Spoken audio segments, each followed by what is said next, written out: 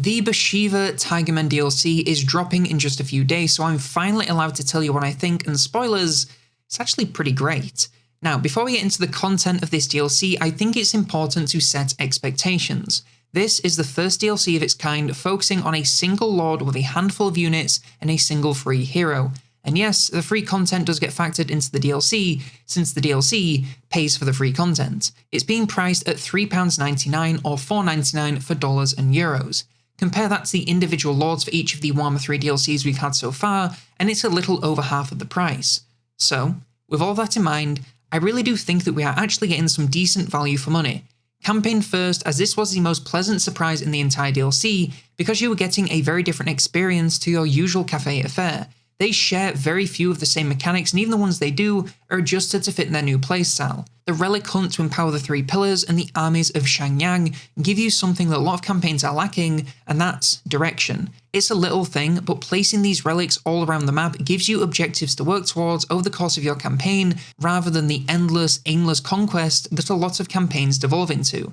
The armies of Shangyang requires you to constantly engage with it if you want to succeed. You can technically ignore it, but only if you're happy unable to use 75% of the roster, which will make your campaign pretty hellish. Aside from this, you have their unique approach to building, which factors into harmony, and the tweaked caravans, which feel a lot stronger with the inclusion of tiger units. On the campaign side, I really have no complaints, because this is a fairly in-depth campaign, offering a unique playstyle you can't get anywhere else.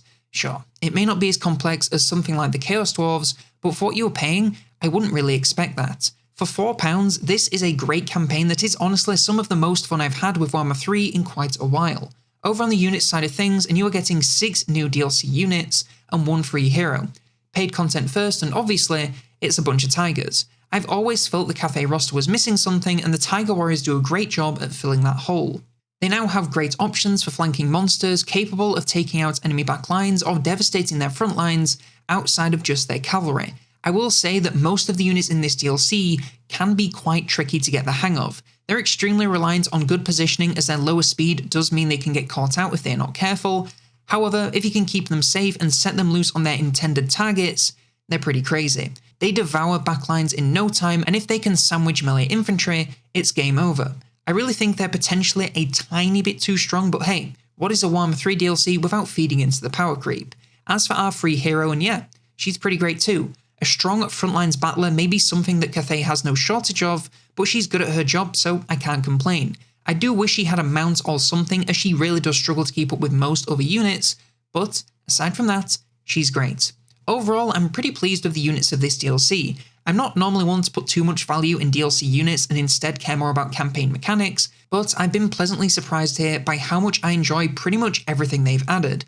The new lords are fun, the new heroes give some casting options to the faction, and the Tiger Warriors themselves change up the Cathay playstyle in a fun new way. So I think it's clear by now that I think this DLC is good, and honestly, I think it is very worth the asking price. Yes, I know this is still expensive compared to the Warhammer 2 pricing model, but we're never getting that back, so we just have to take what we can get at this point. I am very glad that the price reduction came at the cost of a few units, instead of making the campaign overly simple. I feel there's a great balance here between a campaign that's interesting to play and units that are fun to use, so I'm extremely happy. If I was to give the DLC a score, I really do think I'm looking at least an 8 out of 10. The complaints I have are very minor nitpicks or simply me wanting more complex mechanics, but if you want a simple yes or no, then yes, this DLC is good, and I do think it's worth the asking price. Now that that's out of the way, I do also want to talk a little bit about my thoughts on future single lord DLCs. As mentioned, this is the first of its kind, and it is very clearly an experiment by CA to see how something like this is received. I can only speak for myself, but I for one think this experiment is a total success. If single lord packs means we can get more regular content for Warhammer 3 without having to wait a literal year between new content, then I am more than happy with that. This one did take quite a while to come through, but we all know CA are also working on the Nagash DLC coming later this year, so we can cut them a little bit of slack for that. I would be extremely happy if we got maybe 3 or 4 of these single lord packs per year, and maybe we have some slightly larger ones sprinkled in here and there. I just think it makes more sense for everyone. CA gets to put out content and make money more regularly without having to gamble everything on their one DLC a year, and we get more regular updates to the game that keeps the player base a little bit more engaged. But most importantly, content creators have new stuff to talk about a lot more regularly. I kid, but more frequent content is genuinely a win for everyone in the Total War Warhammer 3 ecosystem, so I really think this is something that they should continue to do after the gas drops later this year. But by all means, let me know your thoughts in the comments. I really do believe this is one of those things you will either love or hate, so I'm curious to see how others feel about this. I, for one, am very pleased with both this DLC and the future of Warhammer 3 and Total War in general if this is the bar going forward. But if you want to see the DLC campaign in action, then check out this video to see a breakdown of Bhashiva's new mechanics.